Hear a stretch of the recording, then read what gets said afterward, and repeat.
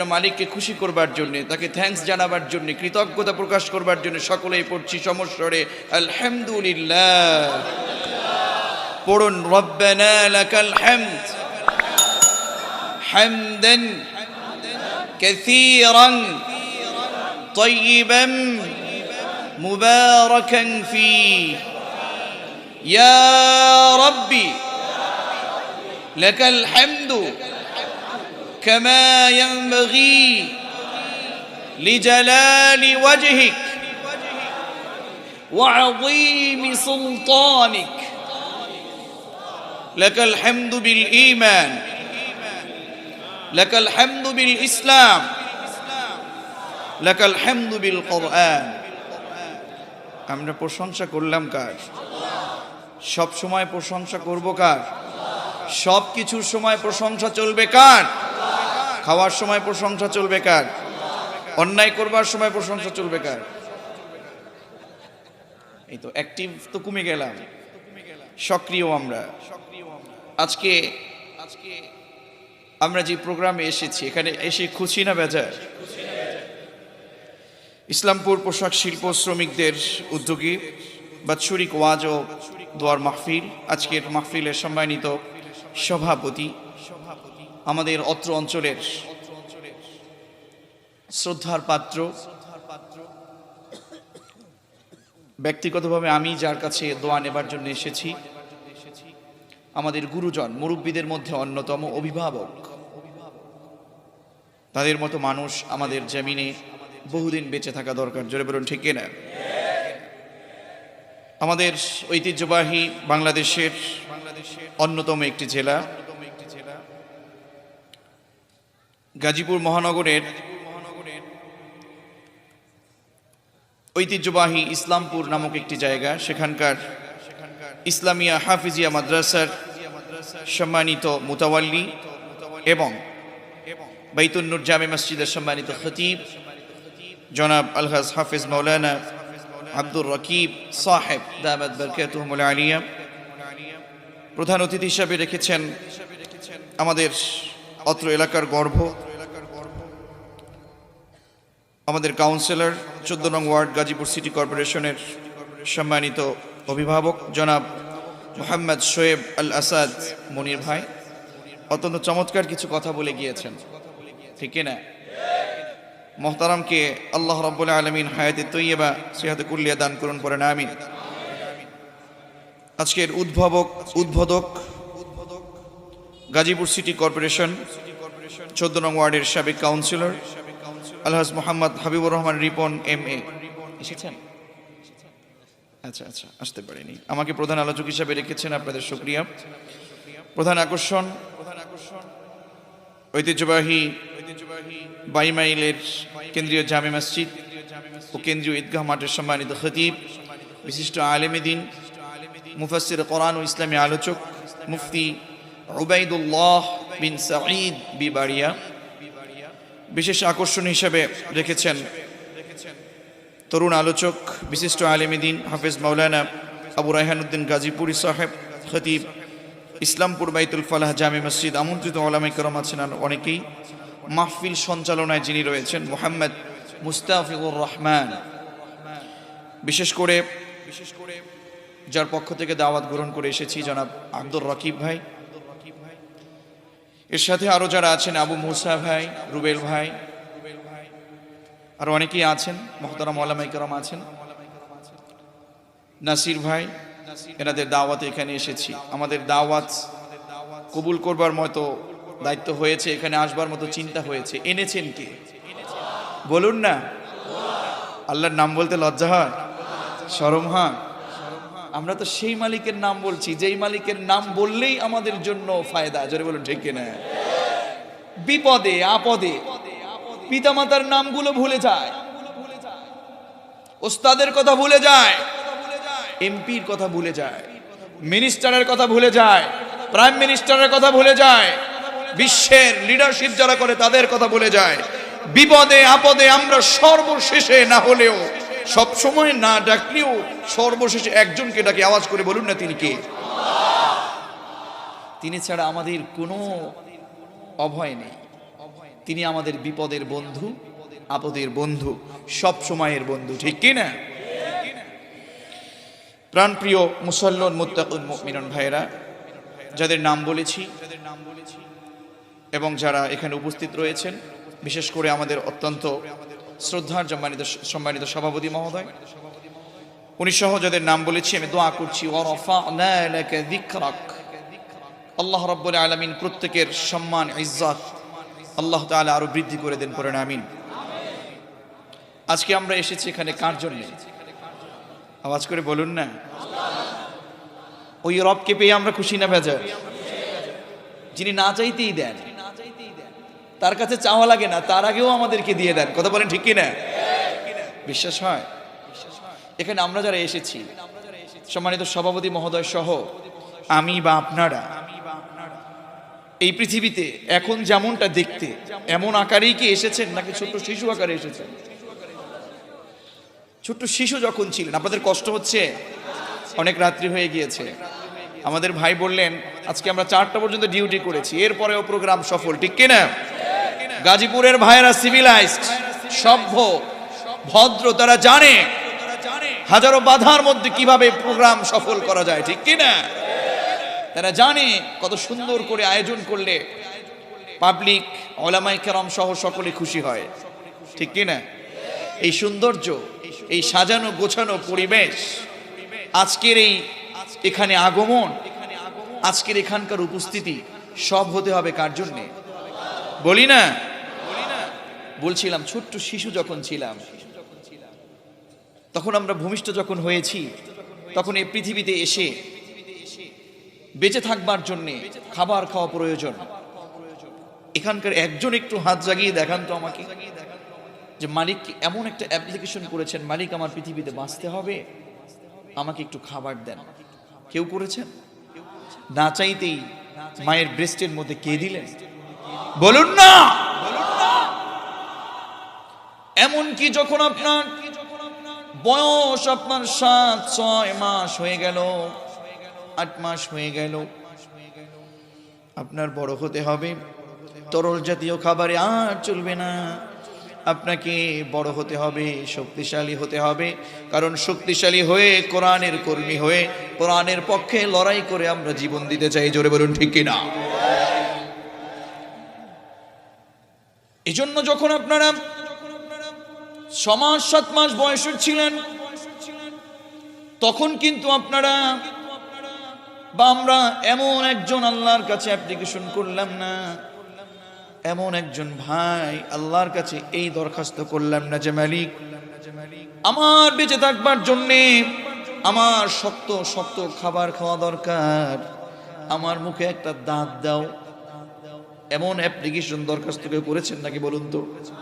না চাইতেই দিলেন কে? জোরে বলুন না। সেই রবকে পেয়ে আমরা খুশি না বেজার? তিনি আমাদের সব, তিনি আমাদের রব, ঠিক কিনা? আল্লাহ আমার রব, এই রবি আমার সব। পড়েন পড়েন, আল্লাহ আমার রব, এই রবি আমার সব, আল্লাহ আমার রব, এই রবি আমার সব, দমে দমে তোর মনে তারি অনুভব, আল্লাহ আমার রব, এই রবি আমার সব, ঠিক কিনা? আমরা এমন একজন নাবি পেয়েছি যে নাবি পেয়েও আমরা খুশি। সুবহানাল্লাহ পড়বেন না? সবচেয়ে মজার বিষয় হলো মুহতারাম উলামায়ে কেরামদের মধ্যে গুরুজন মুরব্বীজন বসা। সবচেয়ে মজার বিষয় হলো, আশ্চর্য বিষয় হলো, এই পৃথিবীতে আমাদের বিশ্ব নবীকে পাঠিয়েছেন, নাম মুহাম্মদুর রাসূলুল্লাহ। তাকে পাঠানোর পূর্বে একজন নবীকে পাঠিয়ে দিয়েছেন, একজন নবীকে পাঠিয়ে দিয়েছেন, তেনাকে পাঠিয়েছেন এই অ্যানাউন্সমেন্ট দেওয়ার জন্য যে আগমন হবে বিশ্ব নবী মুহাম্মদুর রাসূলুল্লাহ, ইয়াতি মিন বাদ ইসমুহু আহমদ। সুবহানাল্লাহ পড়েন। সে নবীকে পেয়ে আমরা খুশি। তিনি নবী, তবে সব নবীর মতো না, তিনি মহানবী, ঠিক কিনা? তিনি মানুষ ছিলেন, তিনি মানুষ ছিলেন, আমাদের মতো সাধারণ মানুষ নয়, তিনি অসাধারণ মানুষ ছিলেন, ঠিক কিনা? তার কাছে মন খুলে কথা বলা যেত, তার কাছে মনের ব্যথাগুলো খুলে বলা যেত, ঠিক কিনা? কোনো বিচার দরকার, সালিশ দরকার, ঝামেলা হয়েছে, সমাধান দরকার, তার কাছে মন খুলে বলা যেত। কিন্তু আজকের নেতাদের কাছে মন খুলে বলা যায় না। কথা বলে না গাজীপুরের ভাইয়েরা, কথা কি আমি সঠিক বলেছি? আজকের নেতাদের কাছে মন খুলে কথা বলা যায় না। কেউ যদি নিজের উপরে অন্যায় করে থাকে, অপরাধ করে থাকে, বিচার পাবার জন্য, সালিশ করবার জন্য তাদের কাছে গেলে কোরআন না পড়ার কারণে, কোরআন না জানার কারণে আগেই বলে টাকা দাও, আগেই বলে টাকা দাও, টাকা না হলে ন্যায় বিচার পাবে না। আর যদি টাকা হয়, অন্যায়কে ওরা ন্যায় বানিয়ে ছেড়ে দেয়। এই সকল লোকগুলোর জন্য আজকে বিশ্বের এই চূড়ান্ত দুর্দশা। আমরা সমাধান চাই, আমরা সমাধান চাই, সলভ চাই, শান্তি চাই, ঠিক কি না? বাংলার জনগণ, গাজীপুরের জনগণ শান্তি কামনা করে, ঠিক কি না? সমাধান চায়। সমাধান যদি পেতে চায় কোন কিতাব লাগবে? বলুন না, নামটা কি? জোরে বলুন না। এই কোরআন আমাদের সংবিধান, এই কোরআন আমাদের সংবিধান, এই কোরআন, এই ইসলাম, এর উপরে যারাই চোখ রাঙিয়েছে বাস্তবে তারা ধ্বংস হয়ে গিয়েছে। এখনো সেই কোরআন আছে, এখনো সেই ইসলাম আছে, এদেশে ইসলাম ছিল, ইসলাম আছে এবং থাকবে। জোরে বলুন ঠিক কিনা? ইসলামকে শেষ করবার চিন্তা করলে ভুল করবে, কারণ এই কোরআনটা আমাদের না, কোরআনটা মোল্লার না, কোরআনটা আল্লাহ, ঠিক কিনা? এখনকার মানুষ আর এখনকার নেতারা মনে করে কোরআনটা বুঝি মোল্লারাই, আমরা এই কোরআন দিয়ে কি করব? না, আমার জীবন, ব্যক্তি জীবন, পারিবারিক জীবন, সামাজিক জীবন, জাতীয় অঙ্গন, আন্তর্জাতিক অঙ্গন, নিঃসন্দেহে এই কোরআন যদি আমরা নিঃসন্দেহে আমরা মানতে পারি, ধরতে পারি, আমল করতে পারি, প্রত্যেকটা সিস্টেমে, প্রত্যেকটা জায়গায় আমাদের শান্তি চলে আসবে। জোরে বলুন ঠিক কিনা?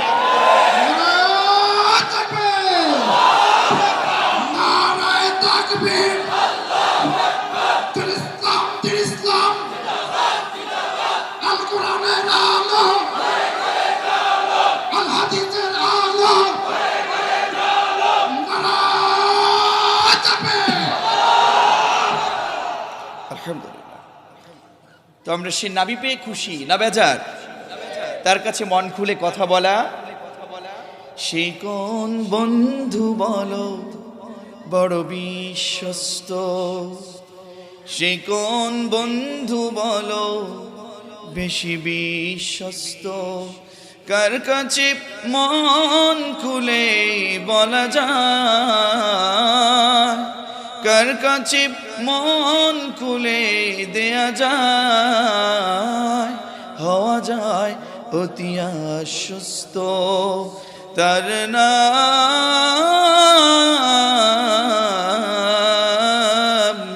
আহমদ বড় বিশ্বস্ত, ঠিক কিনা? তার কাছে মন খুলে কথা বলা যেত, তার কাছে সহায় পাওয়া যেত।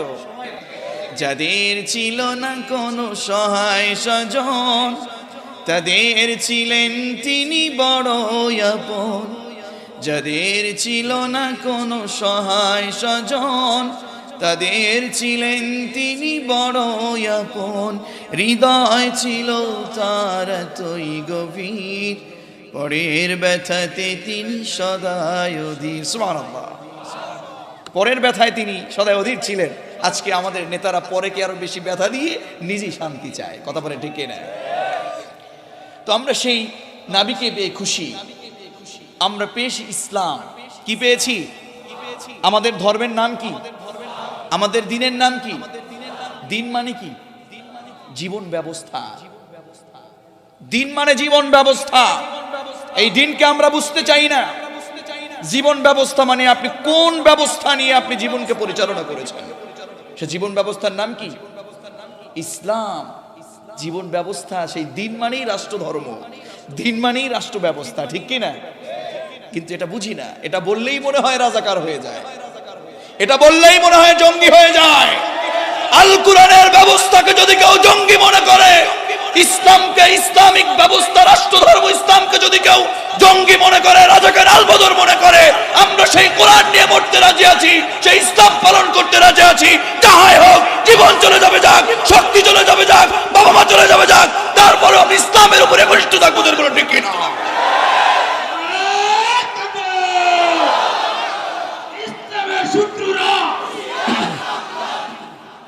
প্রাণ প্রিয় মুসল্লির মুত্তাকুন মুমিনুন ভাইরা, এখানে আমরা এসেছি যে ইসলামকে পেয়ে আমরা খুশি না বেজার?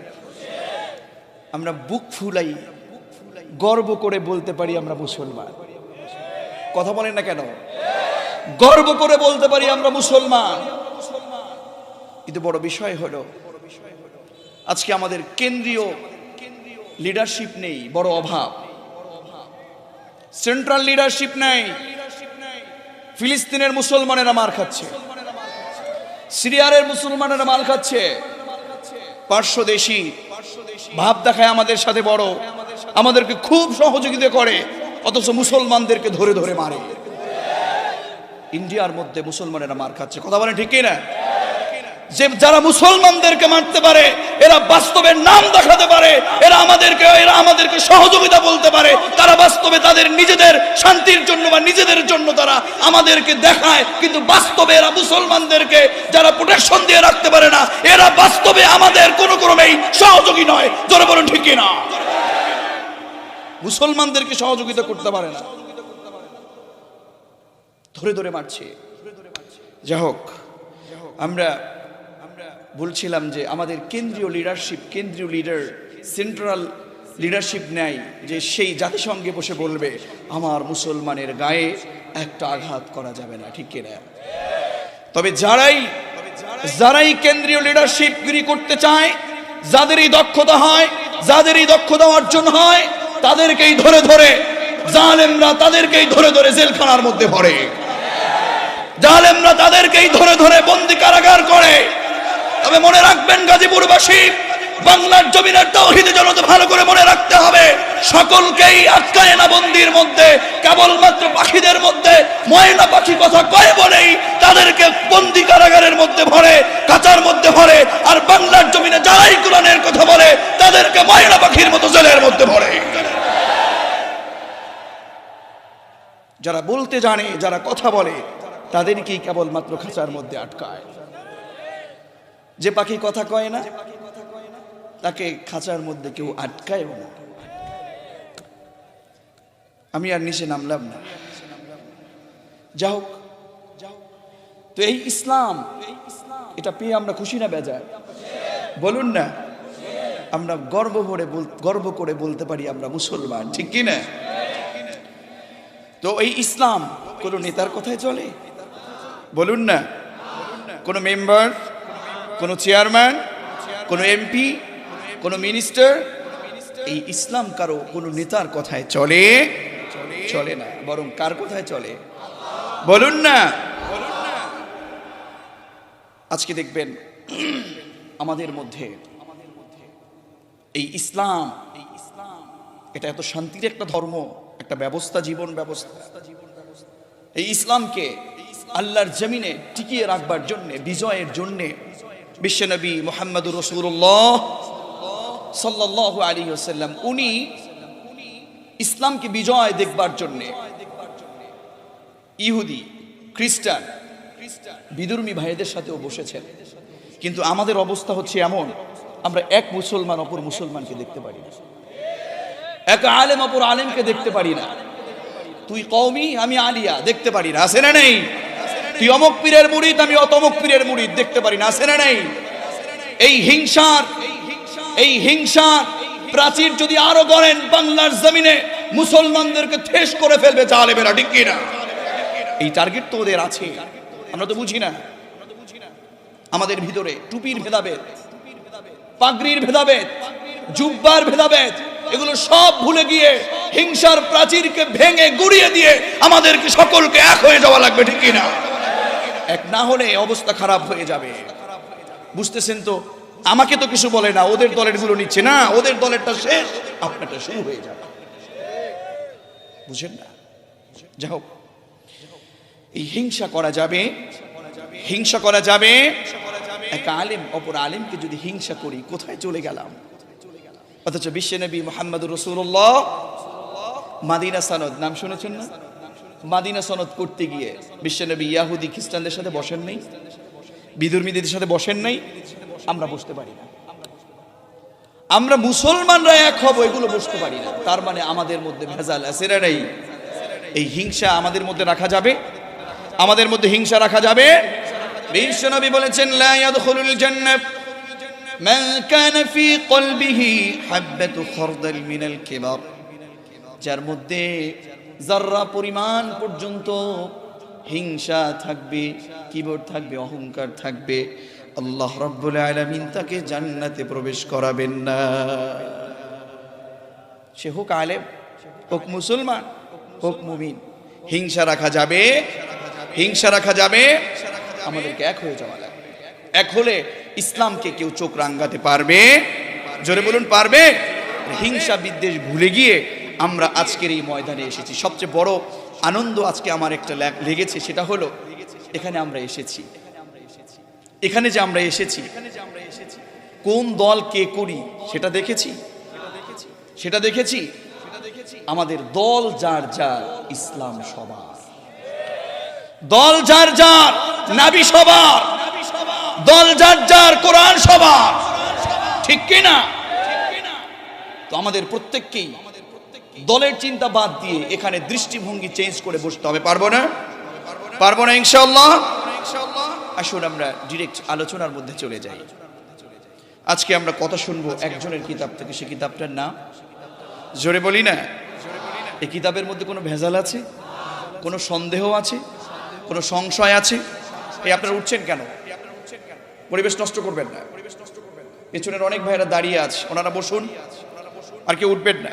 মুনাফিকদের আচরণ, মুনাফিকদের আলামত হচ্ছে তারা পেছন থেকে পালায়, কথা বলে না। কারণ দেখবেন কোরআনের কথা সবার মধ্যে সহ্য হয় না, কোরআনের কথা সবারটা ভালো লাগে না।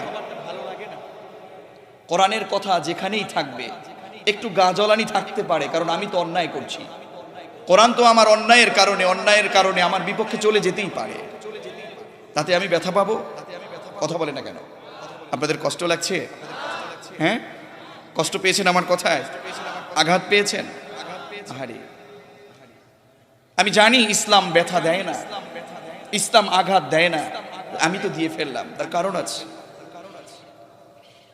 এখানে যদি কোনো ব্যক্তি ঘুমিয়ে থাকে, তাকে ডাক দিলে সজাগ হয়, তাকে ডেকে ডেকে উঠানো যায়, সজাগ করা যায়। ঠিক কিনা? যদি কোনো ব্যক্তি ঘুমিয়ে থাকে, তাকে ডাক দিলে সজাগ করা যায়। আর যে ব্যক্তি ঘুমিয়ে থাকে না, জাগ্রত থাকে, জাগ্রত থেকে থেকে যে ব্যক্তি ঘুমের ভান ধরে, ওই ব্যক্তিকে ডাক দিলে ঘুম ভাঙানো যায় না, উঠবেও না, বরং একটু ধাক্কা দিতে হয়। ঠিক কি না? আমরা সবাই জানি কোরআনের আন্দোলনের বিরোধিতা করলে গুনাহ হবে, সালাত আদায় না করলে গুনাহ হবে, ইসলামের বিরোধিতা করলে গুনাহ হবে, সুদ খেলে গুনাহ হবে, ঘুষ খেলে গুনাহ হবে, মাদক সেবন করলে গুনাহ হবে। আমাদের অন্যায় অপরাধ, মানুষকে জোর করে ঠকানো, জুলুম করা, গরিবের সম্পদ জোর করে দখল করা, এইগুলো করলে গুনাহ হবে। তারপরেও আমরা করি। জোরে বলো ঠিক কিনা? তার মানে হলো জানার পরেও, সজাগ থাকার পরেও ঘুমের ভান ধরছি, ঘুমের ভান ধরছি। আপনাকে ডাক দিলে আপনি উঠবেন না, আপনাকে একটু ধাক্কা দেওয়া ছাড়া, আঘাত দেওয়া ছাড়া আপনি উঠবেন না। এজন্য হয়তো বলছি, একটু ব্যথা লাগতে পারে, কিন্তু ক্ষমা চাই। পারবেন না ক্ষমা করতে?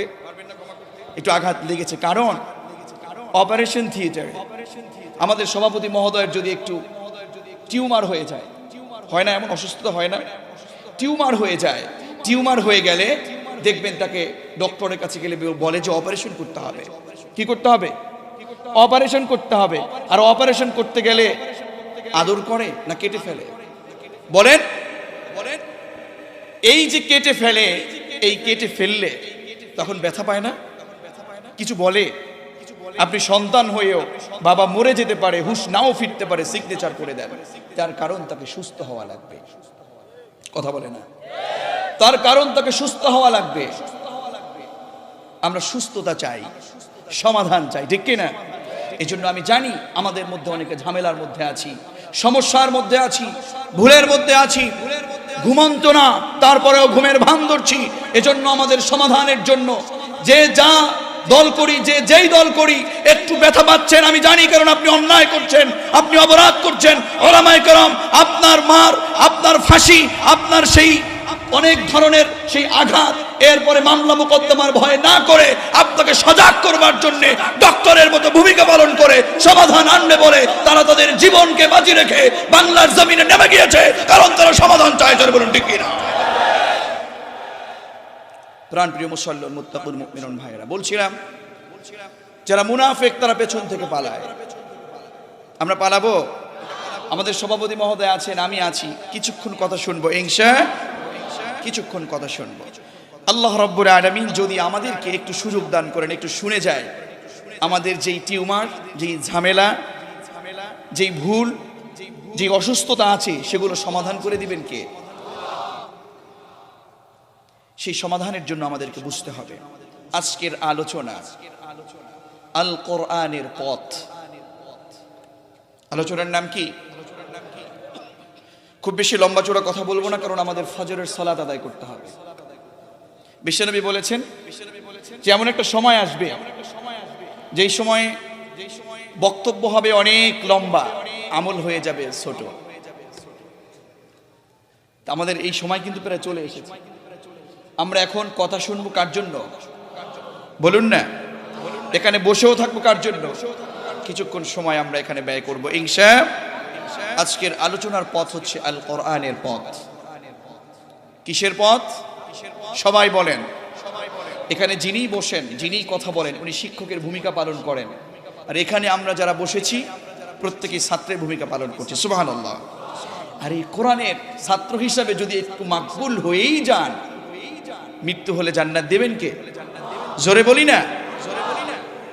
এই আল কোরআনের পথ যখনই শুনবো, যদি মুনাফিক না হই, ভাগবো না, বরং বলবো সামি'না ওয়া আতা'না গুফরানাকা রাব্বানা ওয়া ইলাইকাল মাসির। সুবহানাল্লাহ।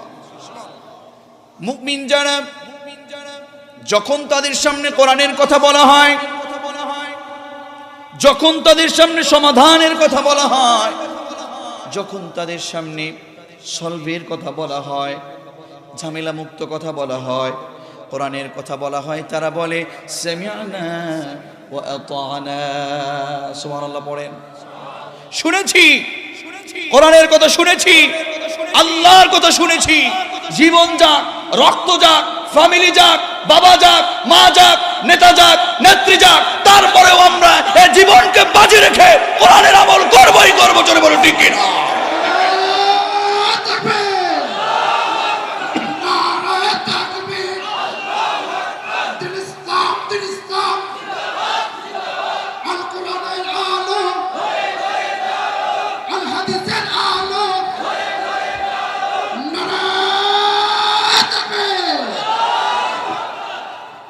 সম্মানিত উপস্থিতি, প্রিয় ভাই সব, সুশিক্ষিত ভাইয়েরা, আমরা এখানে এসেছি আল্লাহর জন্য।